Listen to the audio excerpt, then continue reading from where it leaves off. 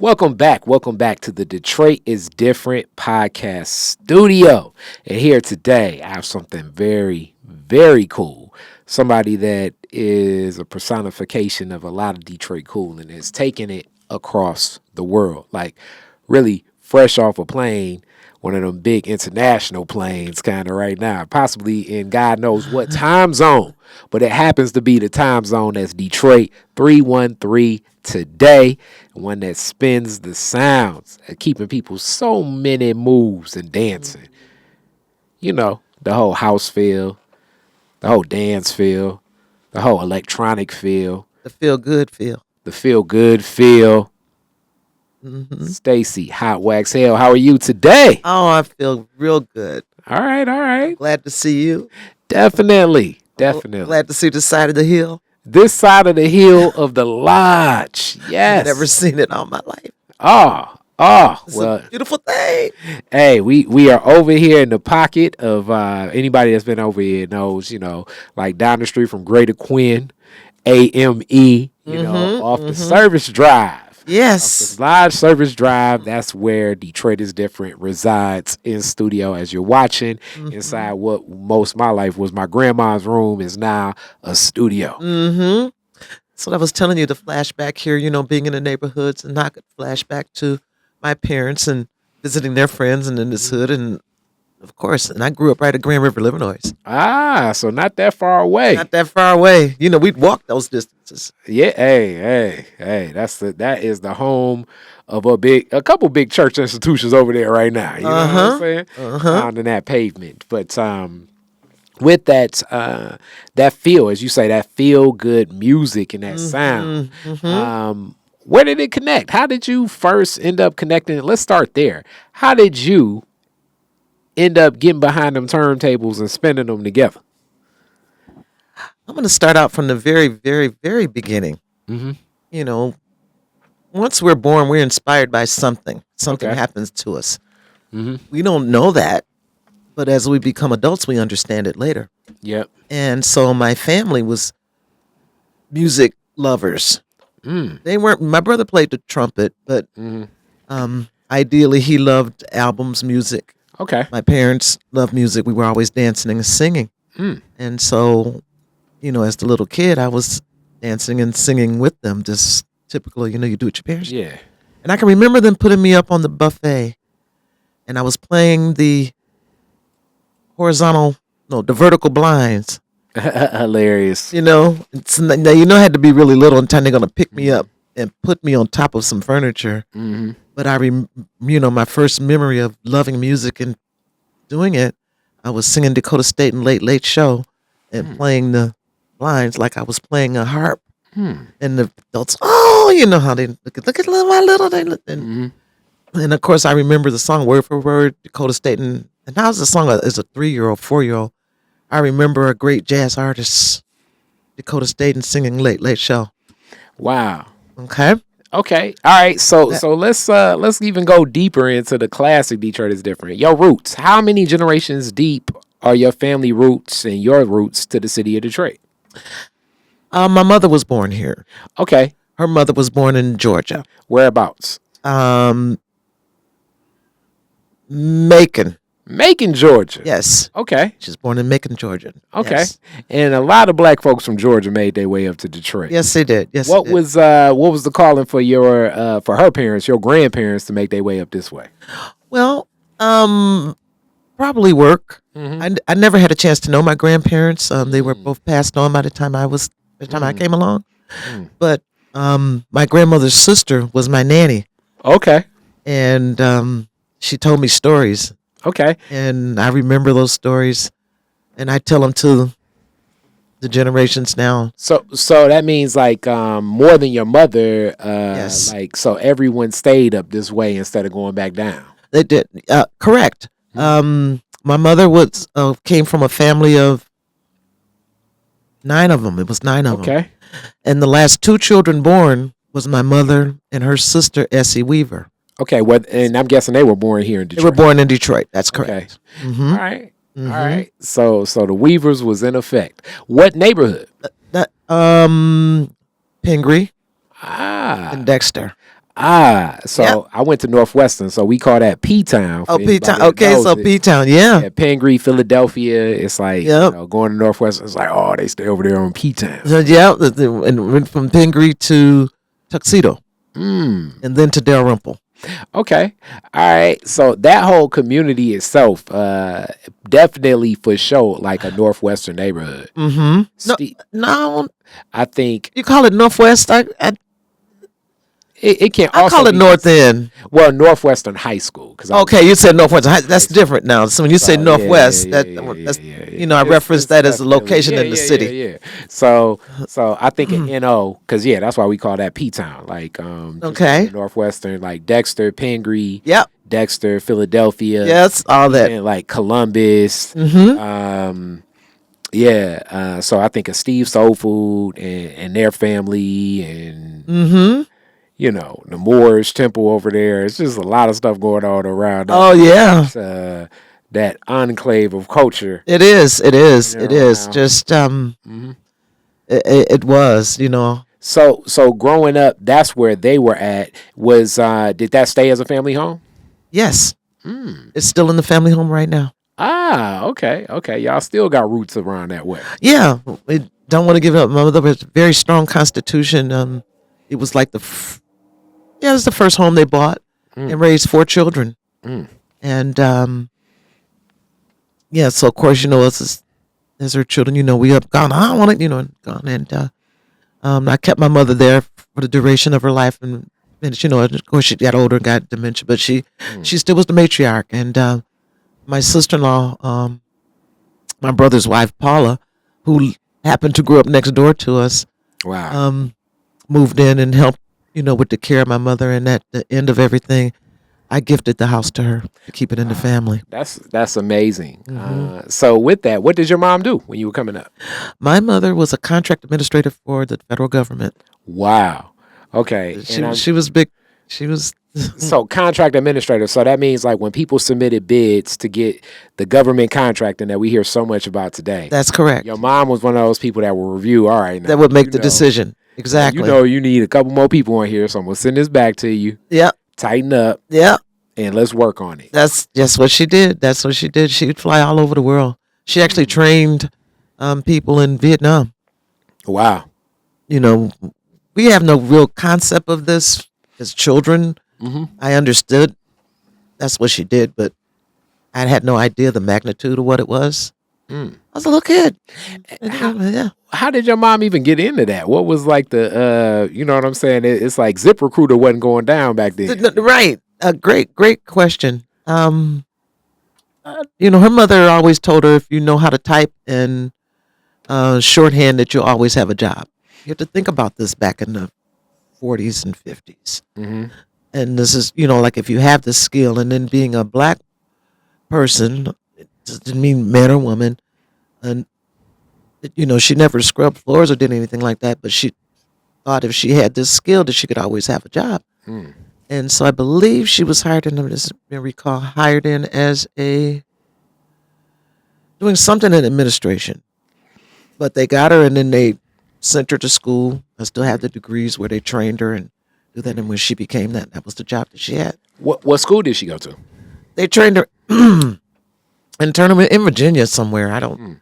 So somewhere like within government contracting. It was within in the government service. Okay, all right. So they saw that talent and then kind of connected, and that grew from there. Yes. Okay. She made it all the way up to a GS-12. Wow. I think when you first start, you have GS-1. And it goes like that. And the bigger your number is the more responsibility you have, and you make the most money. Yeah. So I'm also imagining all types of, just other business people that your mom had relationships with, knew, traveled. Oh, yeah. With, connected across the world. It's funny you say that. Yeah. The dues of it makes me think of. I'm thinking of who would come over for family and who we get Christmas cards from, and all that stuff. Made me think of the name Duzavores.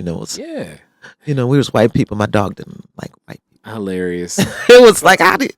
So that kind of leads over to you. Did you grow up in that neighborhood yourself? Yes. Okay. So, brothers and sisters? Yes. All right, how many? 2 brothers and 1 sister.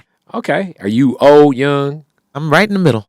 Right in that middle spot. Smack dab in the middle.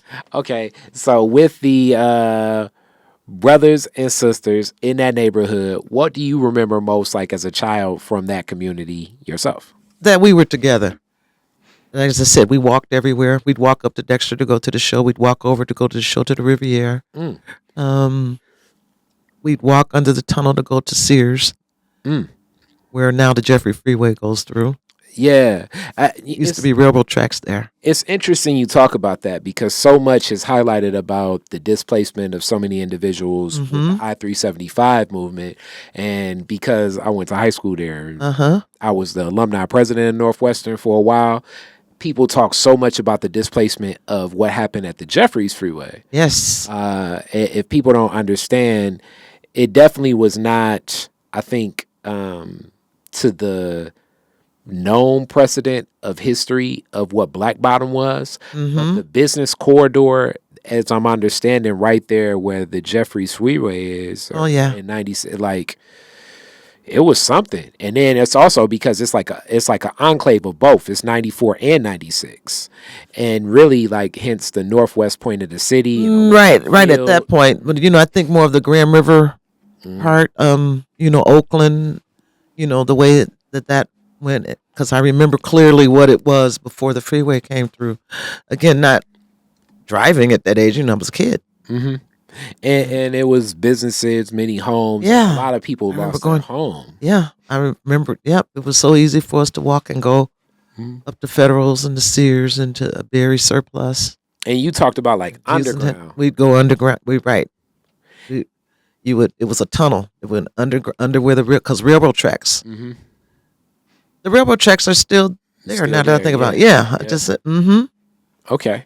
And that stands, and you say together, when you say that we were together, do you mean in reference to community or do you mean in reference to your family?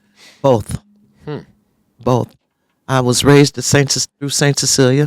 I went to Catholic school. Okay. And I was there I was in the very last 9th grade class there. So I would have graduated there, from 12th grade. But, stuff started cutting back. They took away the high school. Then it went to 9th grade, and they took away the 9th grade. And I was in the very last 9th grade there. I watched the revolution. I watched the riots, as a kid, looking at my kids' eyes. I saw them and remembered a lot. And the fact that I love history, I can relate to it. I can, my recall is still working. And, I think. And you can match it with your own understanding, lived experience. Exactly. Contextualized. So that means also, if you get this, you're not that far away from Motown Records either. Because when I think of Pingree and Dexter, that's still walking distance from Motown. But that's down the street from Northwestern, so that's just a little bit. Not that, but walking was no thing to us at that time. So then, sure, we would have walked over there. Did you all connect any at the time with because this is often what I hear, and they're redoing those towers, the apartment building right next to Northwestern, and all of the people that stayed there, and what was tied in, and just the culture of West Grand Boulevard. What do you remember about West Grand Boulevard from there? See, my stomping grounds kind of was McKenzie. So you were going the other direction. And then I went to Cody for high school. Cody, okay. Yes. So how did you end up going to Cody? That's the question. Great. Well, first of all, like I said, I was raised in Catholic school, and I'm used to a family unit. It was 1 first grade, 1 second grade, 1 third grade, and so we knew everybody in the school. And either you had a sibling in another grade. If you thought you were going to skip school, the teacher would come over to your house and get you. Oh man. Okay. That's messed up. It was, when we were still kids. We sneak somebody in to go buy a beer, and we all drink out of the same beer and think we're doing something. I mean, it's a beer, okay? Hilarious. And so I'm used to a unit like that. And so where I lived, I was supposed to go to McKenzie. It was the first time I saw that many students in one place at one time, and it messed with my brain. I'm used to being in a school that I can only imagine. Let's see, 30. So what's 30 times 12? Mm. That amount of kids in In a day. a school. Mm-hmm. Whereas you go over to McKenzie and it's quadruple that. Yeah. So I went in shock. Nobody prepared me. Mm. People weren't going to class; they were in the hall, and I'm going like, "What are they doing?" I'm used to more structure, and so I was so afraid that I ran back home, Mm-hmm. and I wanted to go to Cody. I don't know why. I don't know why to this day. Mm. But for whatever reason, I wanted to go to. I didn't want to go to McKenzie. I don't know why. And all of my siblings all graduated from McKenzie. Okay. So I'm sure some Mackenzie stags. Oh yeah. I mean, my Be sister down was with young. stagnation. My sister younger than me, and my brothers older than me. They all, but not me. I wanted to go to Cody for. Okay. I don't know why. And It was, and you had to have a particular curriculum to go to a school outside of your arena, outside of the district where the district where you were supposed to go, and mine was business.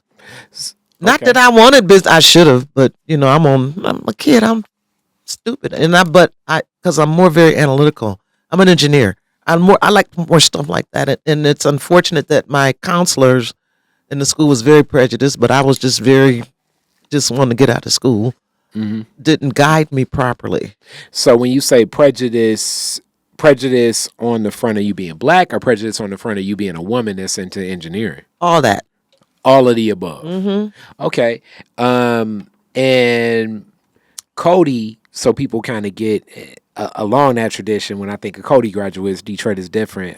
Omari Barksdale, also Jessica Care Moore. That's right. So many people Wanda Mack was in there. Yeah. DJ Zap, Mm-hmm. Daryl Price, a lot, and because all these people came after me, and it was just stunning how many of us came out of there. But ideally, I was probably there first, Okay. and out of the people we just named. Okay. And what do you remember about? So you mentioned the counselors. What do you remember about that Cody experience when you go there?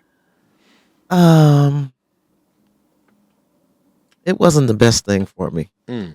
So do you feel like you should have gone to McKenzie or stayed at another Catholic school? What is your Stayed at another Catholic school. Okay.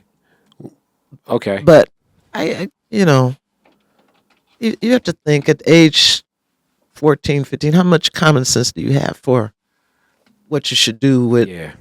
your life? So Like in that category. I mean, I had mother and father. My parents were great.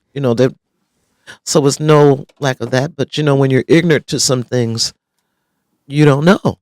So during this time, as you're getting into that feel good music, what music are you playing, and how are you taking to these music collections? What artists are you listening to? What connections? Another great question, and this is the reason why I was there, and along with my brothers, the reason why I know rock. Mm-hmm. I'm a house head, Okay. but give it up to Jessica Care Moore, waking that back up in me about my rock background. One of my favorite types of music is fusion, and I like rock. I like good music, pretty much. But reaching back on that and going like, hey, where did that come from? So my class song for high school was "Stairway to Heaven" by Led Zeppelin. Mm. Ain't that something? I was 17. Mm-hmm. Then at that same age, I walked into the Chessmate, and that's where I heard Ken Collier, Dwayne Bradley, Morris Mitchell, and Ronaldo White, and I heard the music mix. And I went, how did it do that? And I crawled my way up in the booth and found it, looked over there, saw the equipment, and immediately went to the store and bought that stuff. Okay. So this is phenomenal. So you saw the equipment, I saw the equipment. saw a little bit of what was doing. I heard it. And it's like, I heard it, and then I went to see what made it. How did that happen? what store did you go to? Highland Appliance. Where at? Where is that? I know they still had to where's sign that up in at? Highland Park. So in Highland Park, I can't recall which Highland Where? Appliance I went to, but you went to Highland Appliance. but I went to Highland Appliance. and you're like, I want to get some turntables. I bought turntable and mixer. That's correct. Two turntables, turntables and a mixer. and I'm sure I just had to buy one because I had a turntable already. That we didn't go through that Okay. part. I had one turntable, Uh huh. and I was already entertaining and doing stuff because I was imitating or emulating what my brother was doing with his wall of music and records and reel-to-reels and all that. That fascinated me. So I'm sure at the time, I mean, even today, Yeah. the woman DJ, people look at like, all right, what's going on? What was it like even just going to buy the turntables and mixer for you? Oh, I don't know. They You don't even just showed me the remember. money. That's all. They're They like, didn't "Give care me nothing some about cash." that. They didn't Okay, They so didn't it reference. wasn't like you buying this as a girl. It was like No. more so just like, hey, you got enough money, there you go. Yeah. So you get your mixer, you get your turntable, you put them together. Mm-hmm. How are you? I mean, this is also it's no YouTube University back then. No. How are you not? First off, breaking every needle. I didn't break the needles, but I broke some ears because them mixes was like horrible. Ooh, I had a reel to reel and I recorded this stuff on, and I listened back to it. I said, "You got to be, oh man, it's god awful." I should have kept that reel. I erased it. It was so bad. I erased it. Okay, so you just take a crack at blending and Records. then also Records, mind you. let me explain this to people that so almost nowadays everybody's a DJ. You know, you make a playlist. Oh and my everything. God, yeah, that's But it. You know that. some of my hip hop background can contextualize this. So this is where it's like when people say, "Car, you talk so much during interviews. I want to contextualize this so I can get the answer the right way."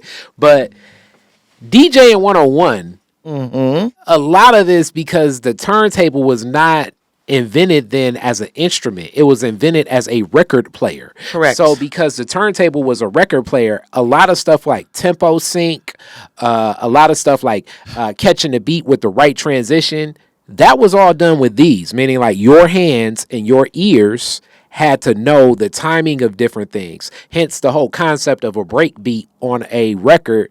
It's called a break beat and a drum session. What that was basically having two turntables, having the same record twice.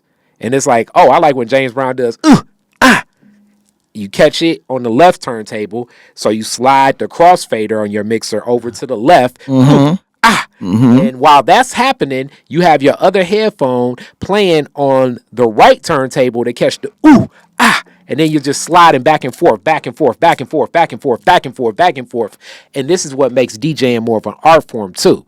But a lot of like the tempo sync, a lot of the things that can be done on computer programs now, that was really done with these and this in the beginning. It was like, it definitely was no like university. You couldn't go to the library and probably get a book on this stuff.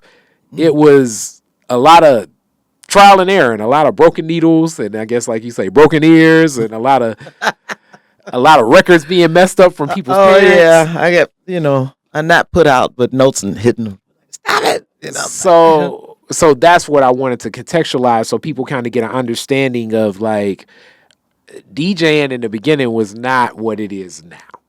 And I'm glad you brought that up because this is what it is. And I said the same thing. Everybody's a DJ. Okay, now everybody is. Why? Because we got this. We can DJ on our watch. We can do this with punch buttons, and they just looking at numbers and matching them. And see sometimes I'm doing a set. Like, how many BPMs you are? And I look at them so crazy. They go like, "What?" And I just because I'm still designed. Use your ears.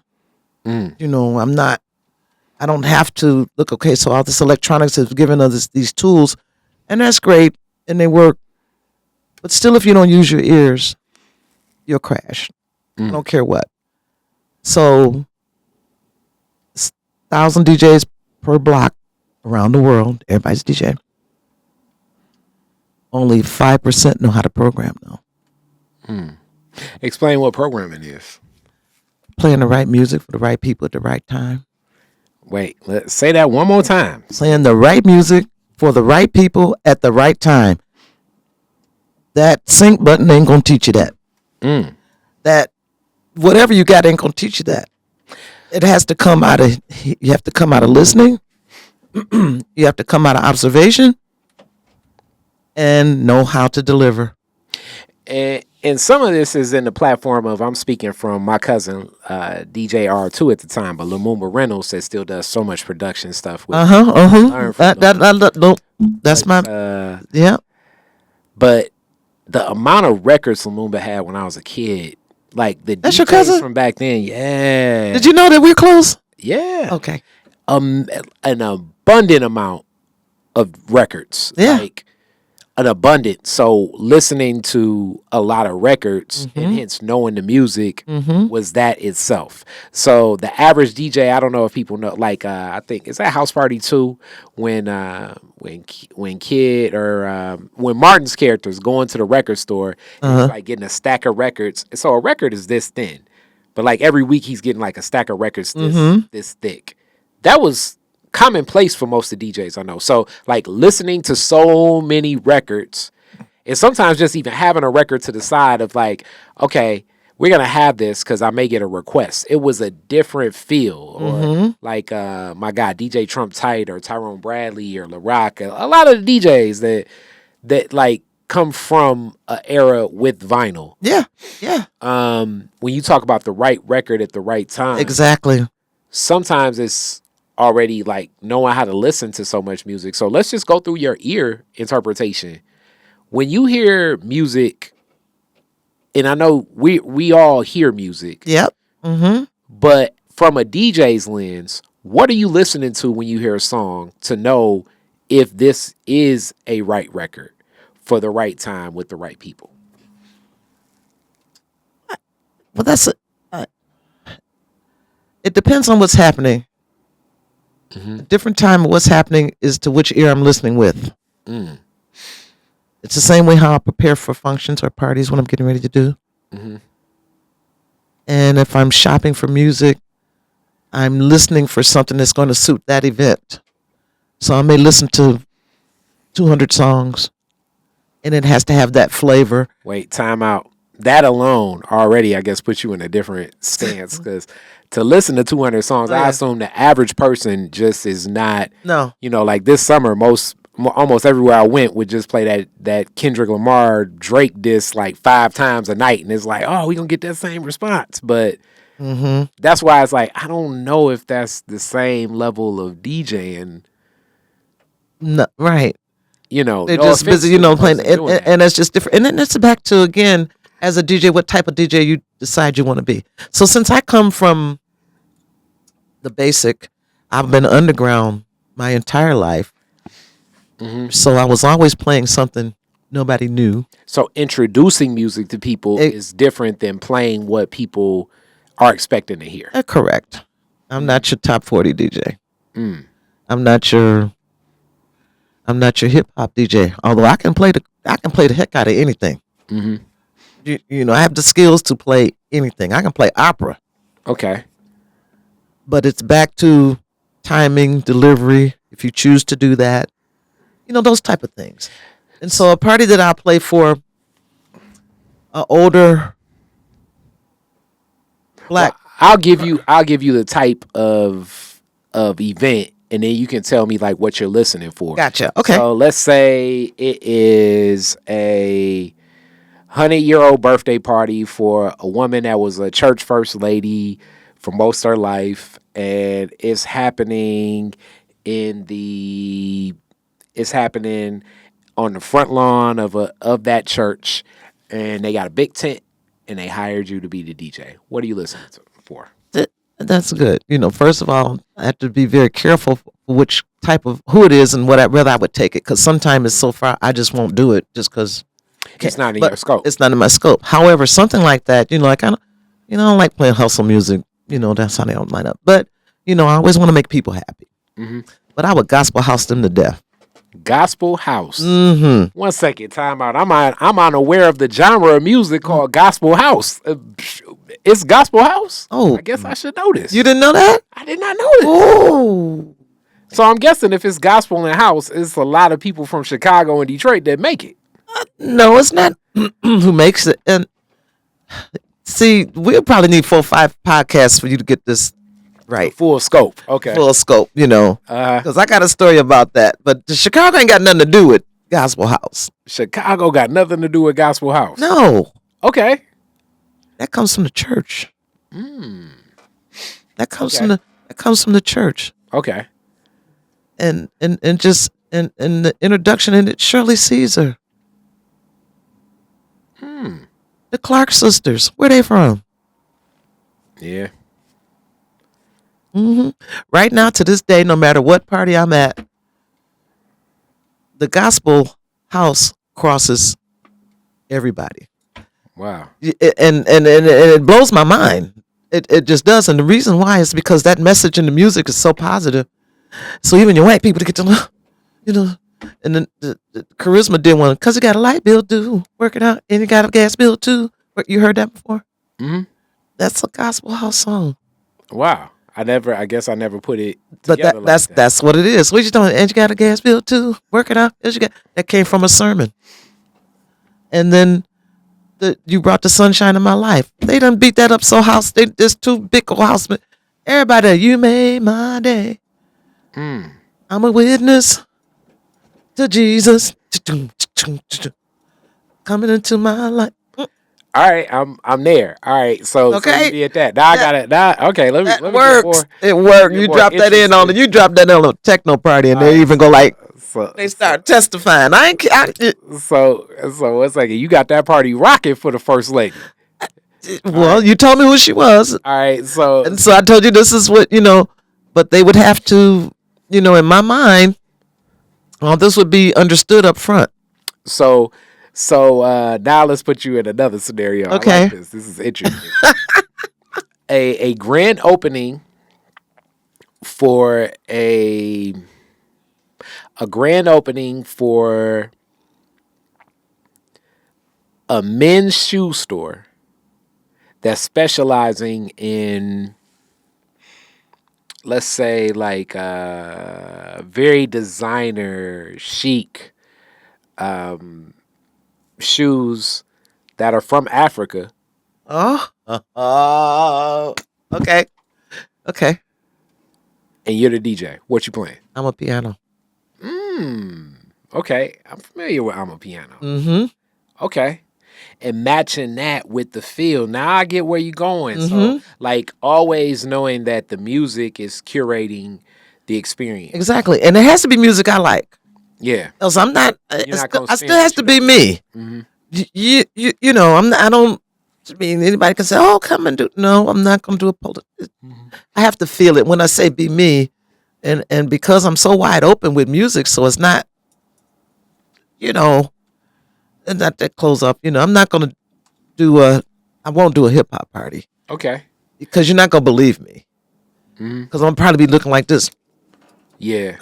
I So get because the content, the music is fat, but the content is just gone so far to the left that I absolutely despise it. so and we can expand on that. Let's just start there. Let's stay there before I go back into more of the I like you story. giving me scenarios like what would you do? Yeah, So hip hop has gone so far to the left that you just choose not to deal with it. yeah, I pass in a lot of ways. So right. like And a party, yeah, and I know people that can rock it. that'll do it. I know some, What and I enjoy a good hip hop DJ.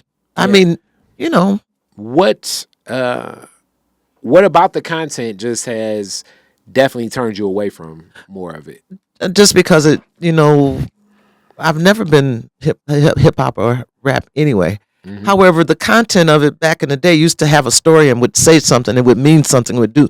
Now today, it seems, how many nasty words can I find?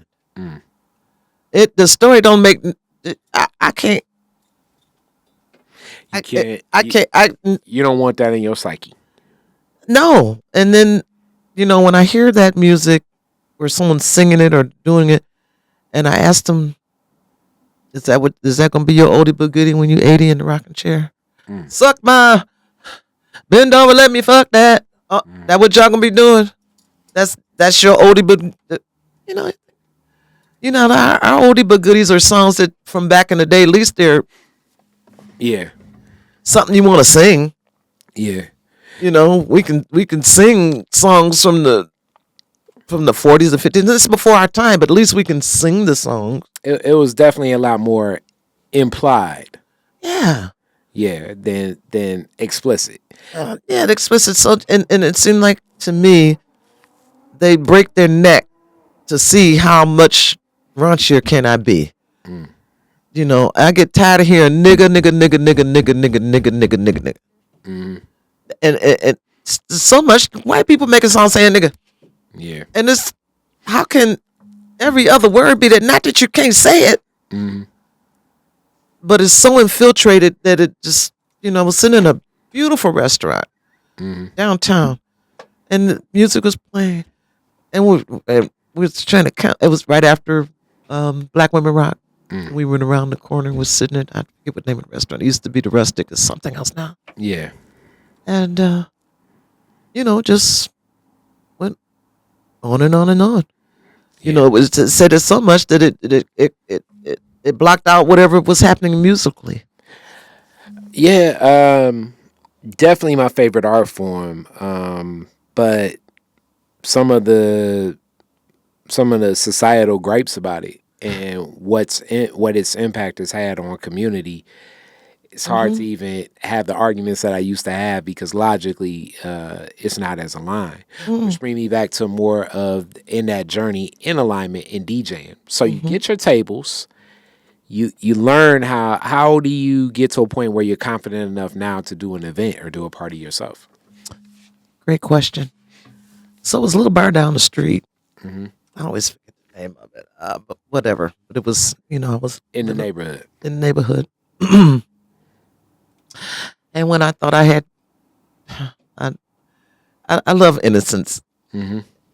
It's so much poured into people today that they don't give a chance to be innocent. So when I have a youth, I said, let them be a child as long as they can.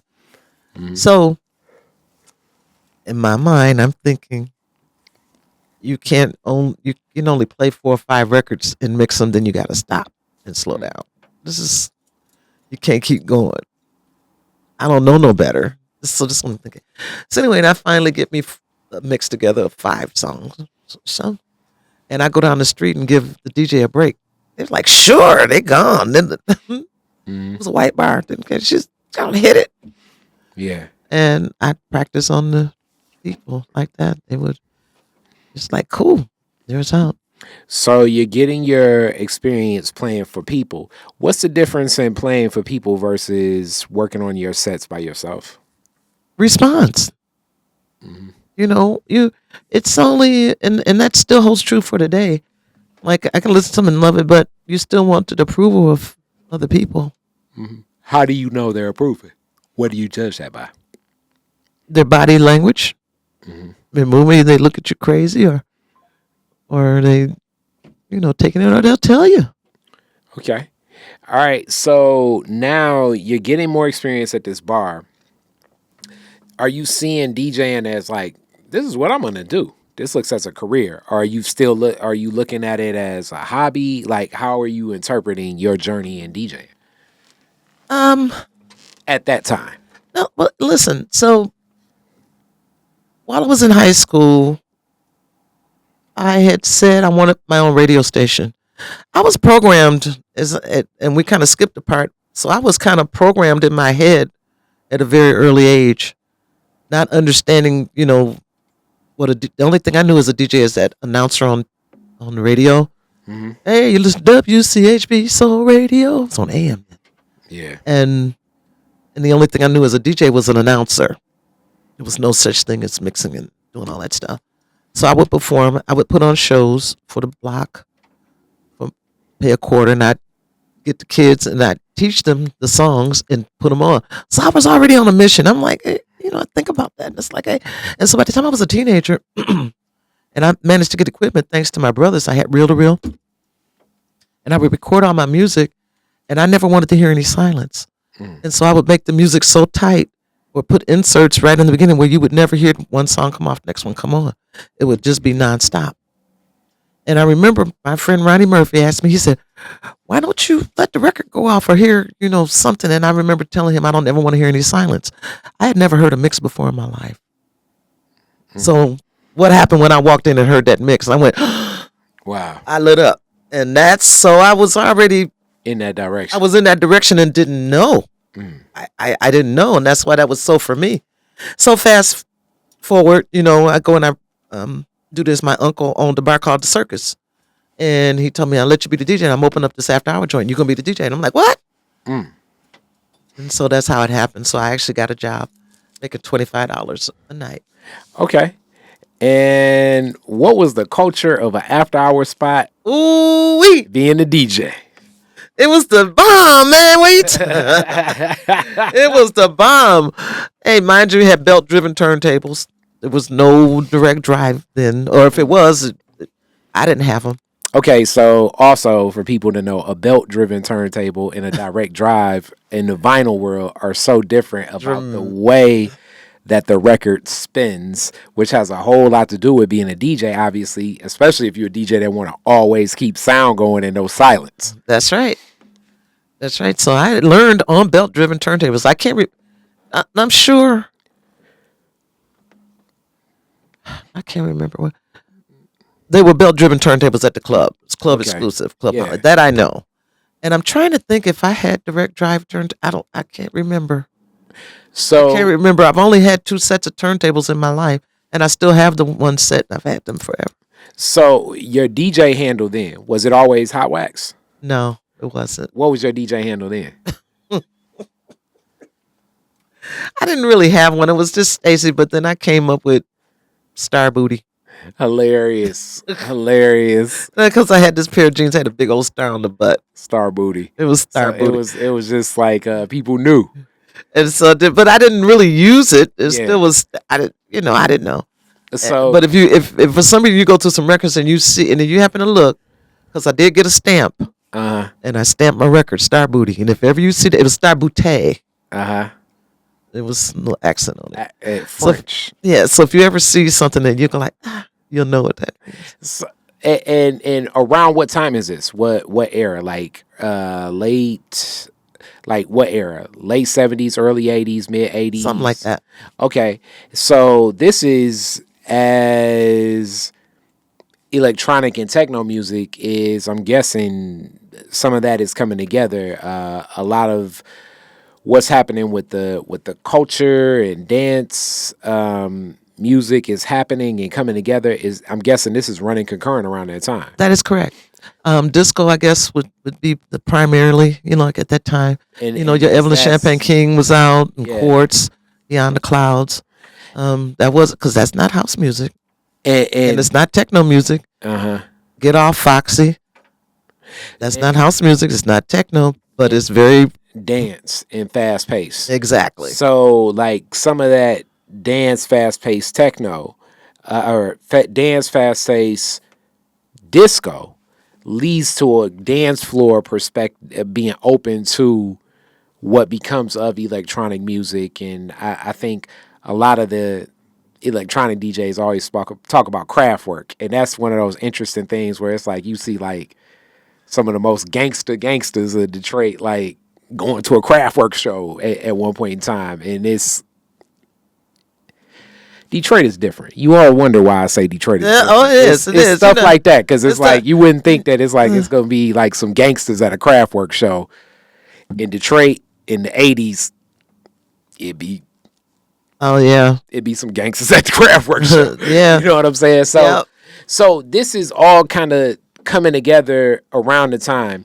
When do you make the connections to meet some of the other people like in the movement building this dance culture and electronic culture, like meet your clan of DJs? Well, I'm full of history, so give me a moment. I'm just trying to think of which bag I'm going to come out of.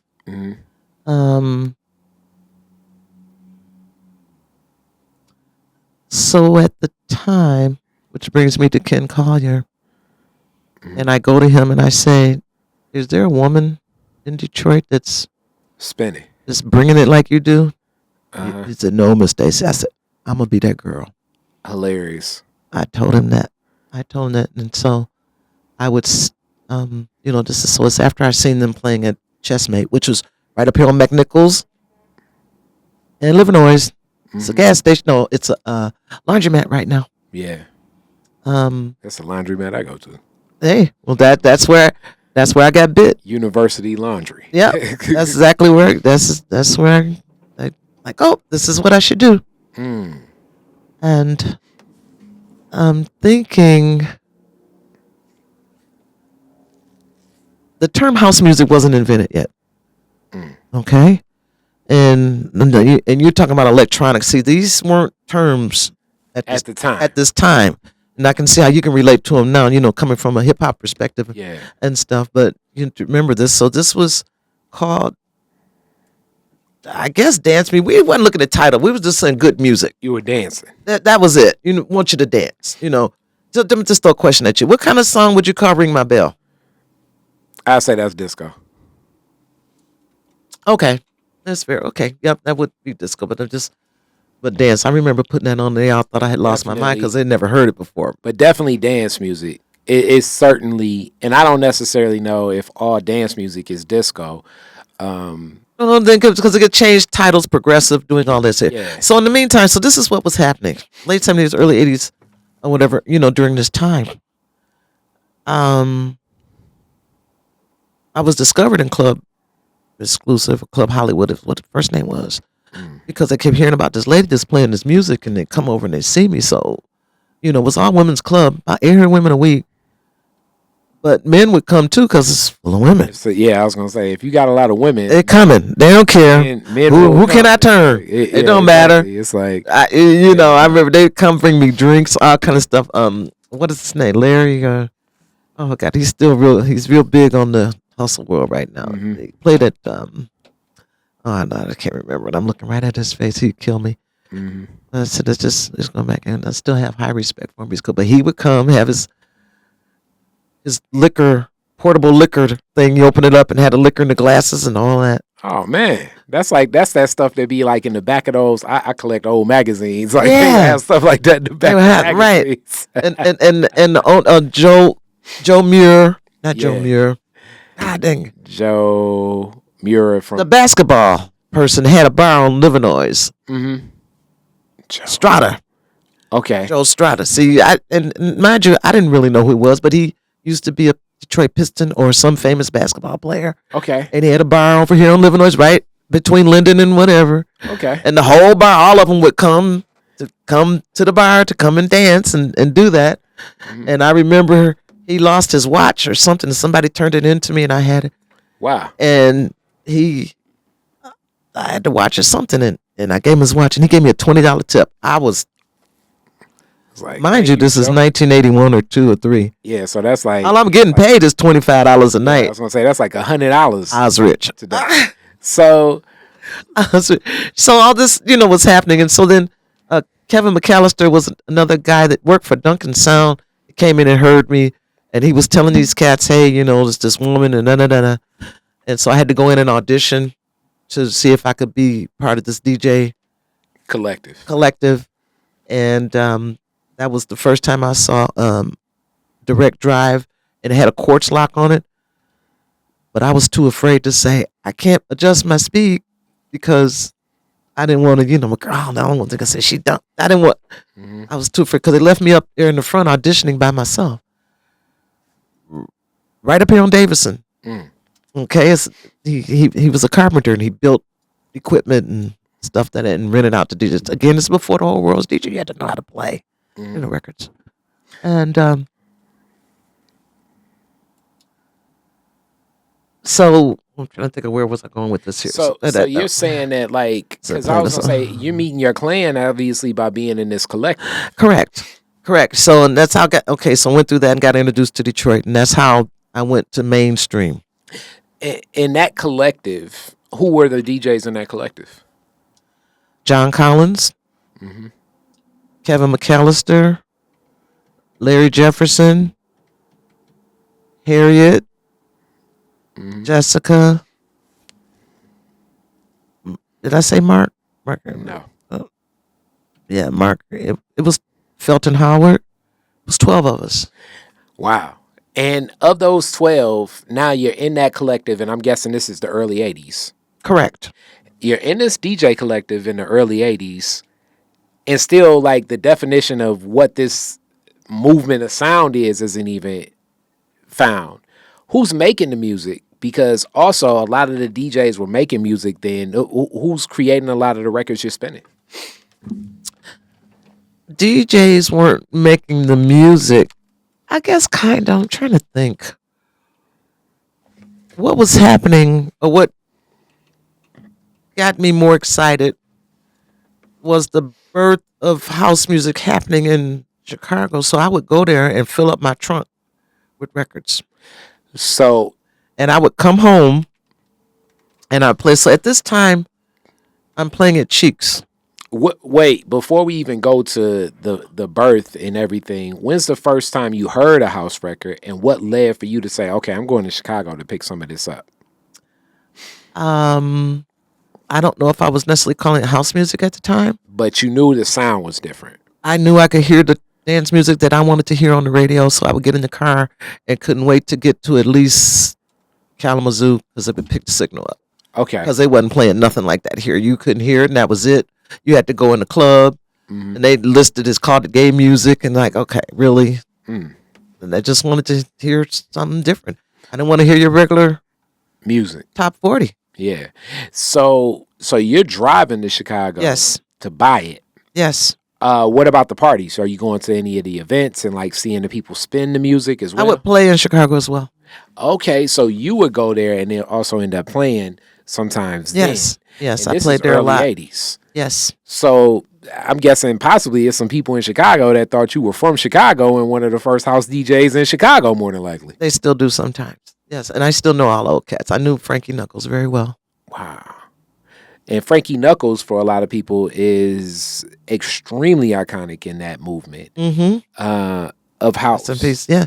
So as that's happening there, also techno begins not exactly as early, but soon after, building and coming in a lot. 5 years later. 5 years. So in that 5 years, as you're driving back and forth with house, Yes. playing house, what's happening to the movement around the house heads and growing in that movement of house, and who's coming to these parties, where the events at, who's hosting these parties, who's the promoters? Oh, shoot. That's when your groups would have parties. So the DJ collectives would. The high schools and colleges would form groups. Okay. One of the groups is Charivari. They were a group of kids that had parties, and the music was vanilla. They would do it over La Humo. It was several different groups of parties. I just can't recall them all. It was So the groups would just book you guys. they would have parties, From and the then you come to wherever they would go to have the party. It wouldn't necessarily be a club; it'd be a hall. Yeah. But this is where this music would be played. Okay. And I'm guessing here, because it's not as much on the radio or anything. Not on the radio It's at all. very much like, why I do Detroit is different. This is such a cliquish It was town. not It's on like the radio. underground. If you don't know about it, you're kind of not there, and it may be happening like right next door to where you're at, but you just have no idea. You just look across the street one day, and then you see 60 cars in a parking lot, and you're like, where are they going? Yep. Some nondescript location. Yep. So, all right, and you're saying 5 years later, techno begins. Well, it was kind of in its infancy. It was happening, but before it came to be, and I was with those guys too. I heard Strings of Life before the world heard it, and Derek and he would call me over to the house to come listen to it. This is over here on the north end. I remember going up the steps and listening to it. This is on 75 and Woodward. No, 8 Mile. Okay. Okay. And they had a house, and I'd go up the steps and I'd listen to it, and they just said, "What you think about this?" And I'm thinking, "Oh, this is pretty good. I like this." And so the first time I heard it raw was through Derek, and it was Strings of Life. But in the meantime, Juan was in Belleville trading beats at the same time, running concurrent. a little, kinda. It was. I don't know the timing. All of of that. the dates, but The similar. timing on that. So I don't know if that he happened first and they did that or whatever, but it was coming together. And at this time, you're DJing. Is this sustaining your whole career, I know engineering is something you're into too. Are you exclusively DJing as like your primary source of income? Like, are you defining yourself as a DJ at this time? I always had a job because I come from that household that I told you I about. said, Mom, hey, you gonna keep working. Yeah, your mama was like, I oh, that DJ you stuff, know, yeah, you imagine I gotta was do pulling in something good else. money. So when you're young, you can do doubles. What where were you working? I worked at Sears. Ah, which one? I worked in Highland Park. I hired. For real, you worked at the HP one? Yeah, Shout out I to that worked, one. I used not to get. not the store, but in service. I didn't work in the store. Oh, okay. I worked in the background. Oh, I so worked. you may have been when I my first 4 winter coats was from that Highland Park Sears on layaway. Okay, So it was you possibly that was processing, making sure that my payments was up to date and we got our coat. nope. I was Ah. I was on the technical end. You were doing back to engineering. Correct. That makes sense. Correct. Okay. So I started out as in customer service. So when you call something break, I was one to answer the phone and sell you insurance.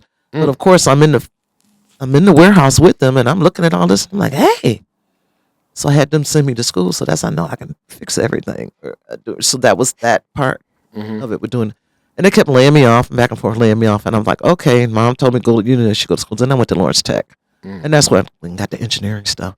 But I've always Had that mind. been that, and And so during this time, it's like you're full time working, full time working, and then almost like full time in school.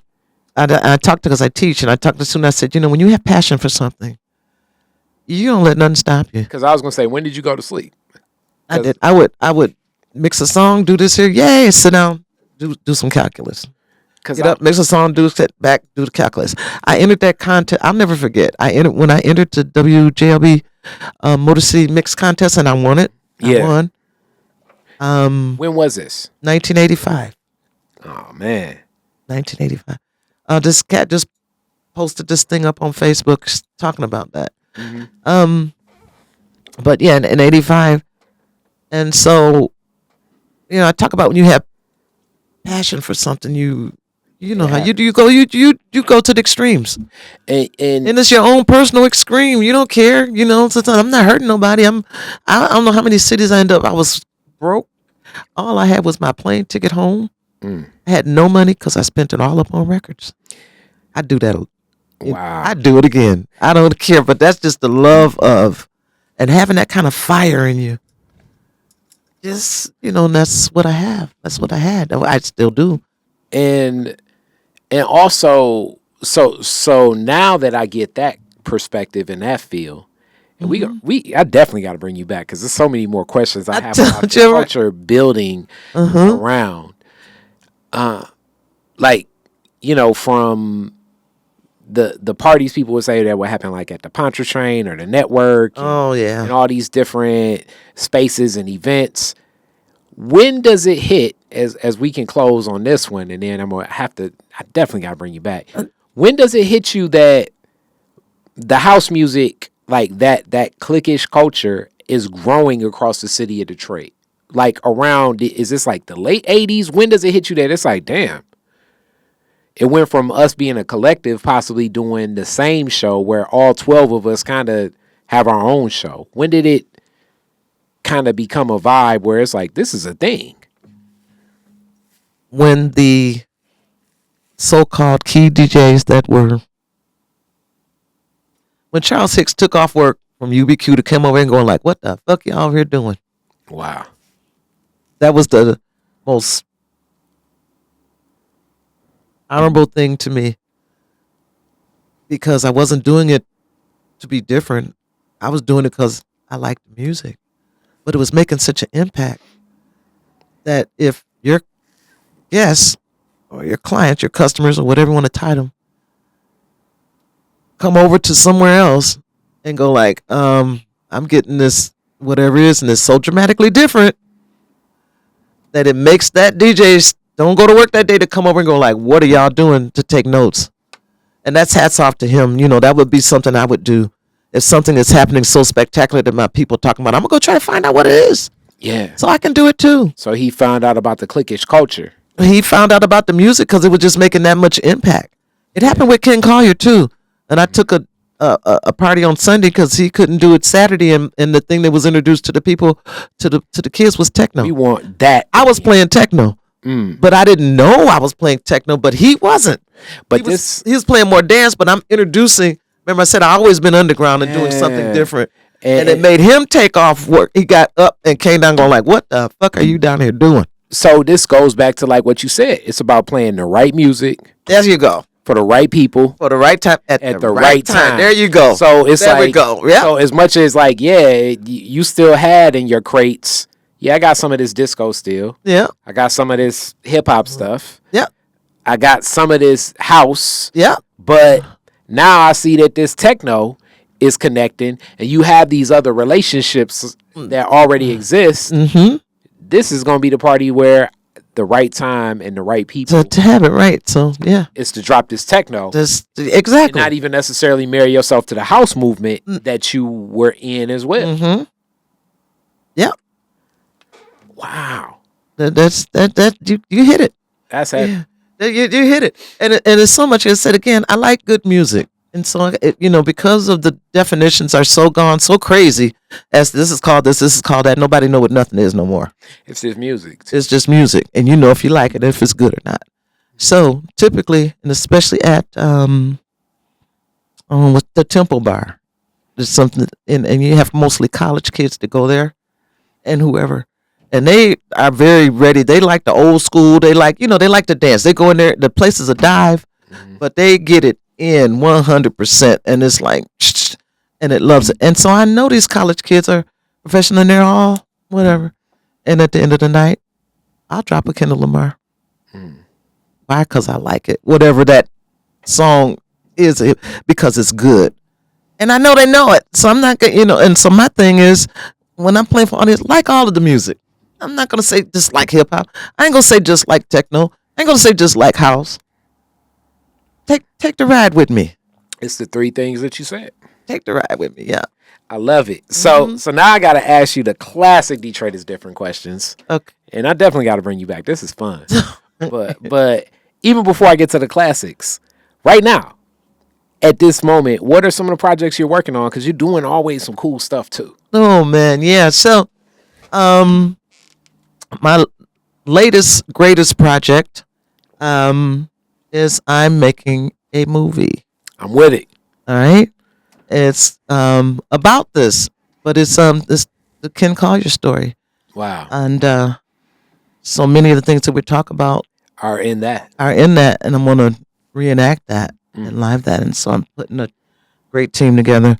They said The Beat of Detroit, the Ken Collier story. That's the title. I'm with it, and I'm sure that that's just such an honor, and it's gonna, as much as this the Ken Collier story, so many other people, places, and things will be put into that to just take those snapshots in time. Because now every time I go to my laundromat, I'm gonna be thinking, yeah, there you go. There's something. There's some major history happening. It's spun off. So that's what spun me off. And let's see.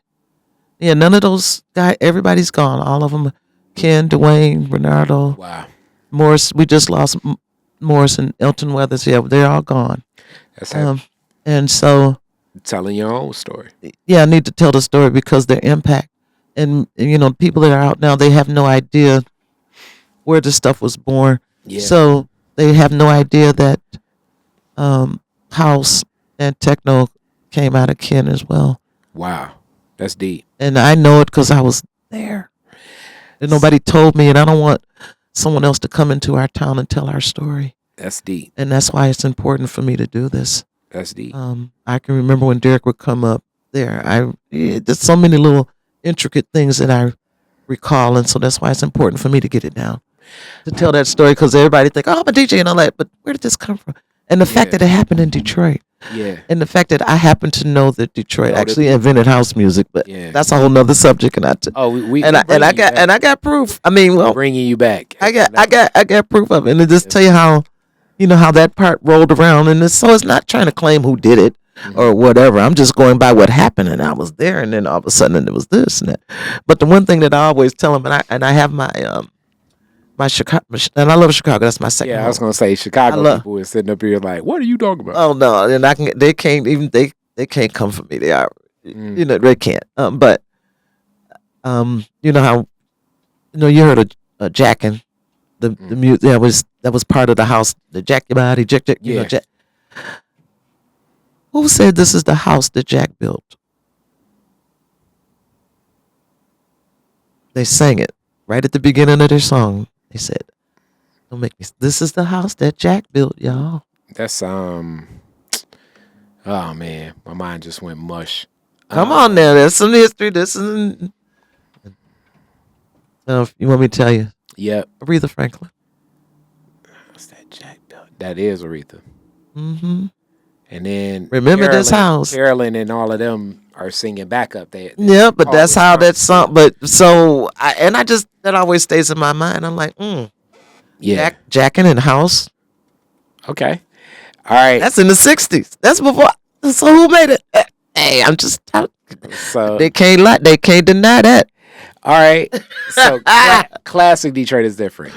Your very first car, year, make, and model, year you got it.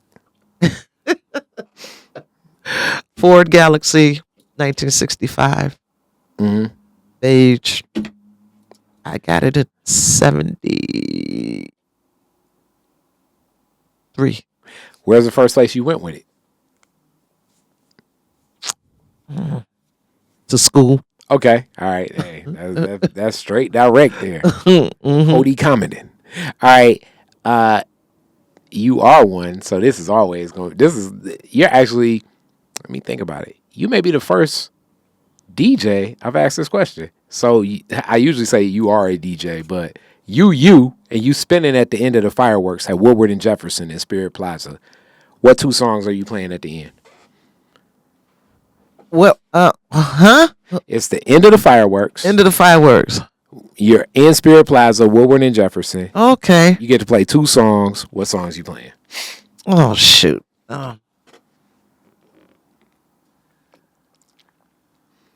I don't know. I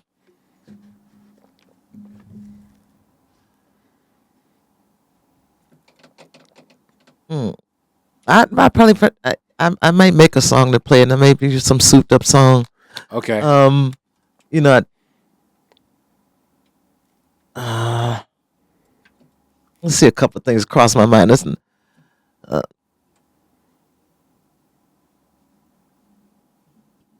A house music, a Hello Detroit, a souped up version of Flashlight. Okay. I'm with it. I'm just that Flashlight actually may be the most selected song when I ask this question. Mm-hmm.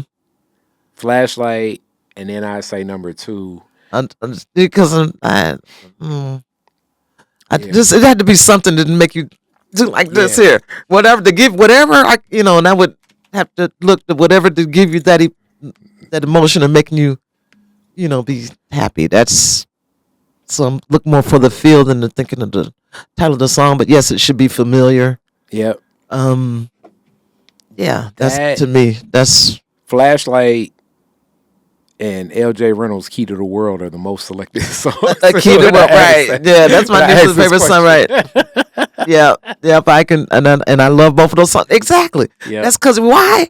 Because it's good music. Yep. So with me being a househead and all that, see, that knocks all that out because it's just good music. And I do believe that Key to the World is a Detroit thing. Okay. I mean, I would say L.J. Reynolds would. That's definitely. It's a Detroit thing. I mean, it's Detroit did that. I don't think that's when you say a Detroit song. Like you're a DJ. Like that's one of those songs that can be played here. Yeah, and everybody's loving it. Yeah, and then you go to Indianapolis and they're like, "Get out of here!" Rack. Just like just like Stevie Wonder's "My Eyes Don't Cry No More." That's like another one of those Detroit songs. Like. There's a couple songs that are just like so signature of Detroit. They're just so Detroit, and nothing you can do about it, and it's fine, and that's all right. And other people are like, "This is a hit song." Like, yeah, this is a song. when I interviewed Hump the Grinder, and he was talking about DJing at the Fresh Fest, and he told Run DMC, in Detroit, we like it's like that. more than Sucker MCs. And they was Right. like, man, nah, because they were opening. They said, he said, yeah, you was right about that because they did. It's like that. It's just certain records. It just, That just do. You're right. It's like Detroit that's is just what different. they like. Right. You know what I'm Detroit is saying? different. Right. So, last question. You could rename Woodward after one Detroiter. Who would it be and why? Say that again, if I could. Rename Woodward after one Detroiter. Who would it be and why?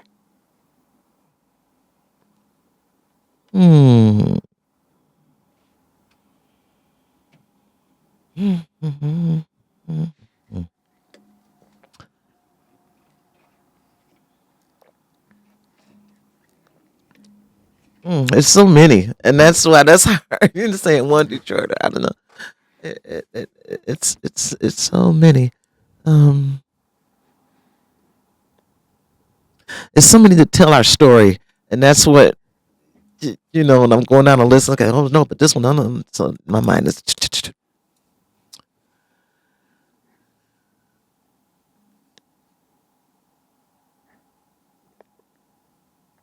I'd say name it Hotwaxx. I'm with it. Okay, because I have a mural on Woodward. Mm. It's right at the underpass. It's right at over there by the White Castle. Mm-hmm. Oh, have you seen it? That's dope. Okay, so that and that I am Detroit, the heartbeat of the city, and I know stories. Yeah, you sure do. I know stories, and I know and that I love it, and I understand the culture. I usually wait. East side and west side. I usually wait a year to bring somebody back. You coming back before 12 months because I want to get some more of this, pick it up in this story of this dance music culture. Mm-hmm. And definitely I'm looking forward to the movie coming out as Thank well you. to just get some of these pieces. Yeah, and so another reason why is I am so on a mission to pay it forward. I'm training DJs. I'm having this Comcast this podcast with you, and it's very important to me for people to know the Detroit history. Well, I love that you were able to come by today, and this has been something in the making. I had the kids made this here for me. See I that? love it. The hot wax, like the hot. I love like it. the Hot Wheels, and that's because I'm referring to other generations, and I was like, what? When he first did that, I went like, because that's not my generation. I didn't write a Hot Wheel, but then he said, I relate to the kids. I listen. Yeah. I still listen. And he said, that's who your generation is. I'm like, oh, okay, I get it. Yeah. So then I let that fly. That's so cool. Thank you so much. Thank you so much. Okay. Thanks. Detroit is Different is where you get information, artistry, history, music, and even comedy. Detroit is Different, a home for the culture of Detroit. Visit online at DetroitisDifferent.com today.